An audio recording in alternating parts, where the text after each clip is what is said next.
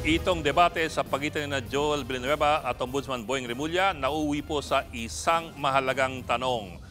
May kapangyarihan ba ang Ombudsman lalo na sa mga miyembro ng Kongreso o ng Senado? Nobyembre 2016, dinismiss ni Nuoy Ombudsman Conchita Carpio Morales si Senador Joel Villanueva dahil po sa pork barrel scam. Pero hindi po ito para sa pork barrel niya bilang senador.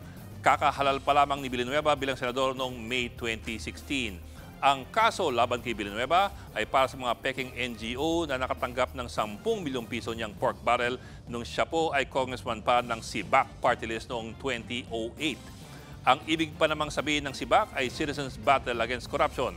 Sa findings ng Ombudsman, pinabigay ni Villanueva ang 10 milyong pisong pondo sa Kaisa at Kaagapay Foundation na gawa-gawa lamang pala ni Janet Lim Napoles.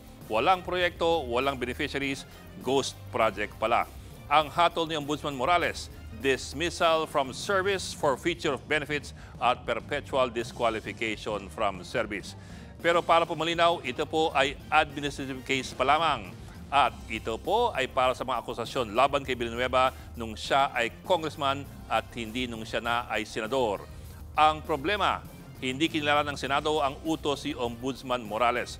Wala na raw administrative jurisdiction ng Ombudsman sa isang miyembro ng Kongreso o ng Senado. So, meron nga bang kapangyarihan ng Ombudsman sa mga senador at mga congressman? Depende po sa kung anong klaseng kaso.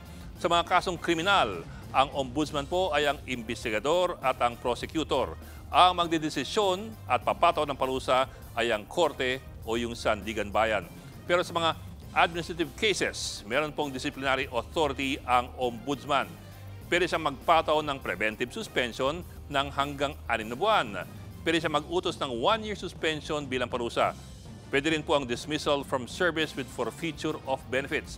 At pwede magpataw ng mga fines mula 5,000 pesos hanggang doble ng halaga na minalverse.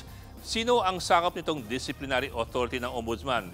Mga elective at appointive officials gaya po ng gabinete, mga LGUs, mga GOCCs. Pero ito po, sa Section 21 ng Ombudsman Law o yung RA 6770, ito po yung mga exempted sa disciplinary authority ng Ombudsman. Ito mga impeachable officials, mga miyembro ng judiciary at mga miyembro ng Kongreso at ng Senado. Ito rin po ang dahilan na binigay ng Senado kaya hindi dito sinunod ang utos ni Ombudsman Conchita Carpio Morales. Nasa Ombudsman Law raw na walang disciplinary jurisdiction ng Ombudsman sa Kongreso at sila-sila lamang ang pwedeng magpataw ng parusang administratibo sa isa't isa.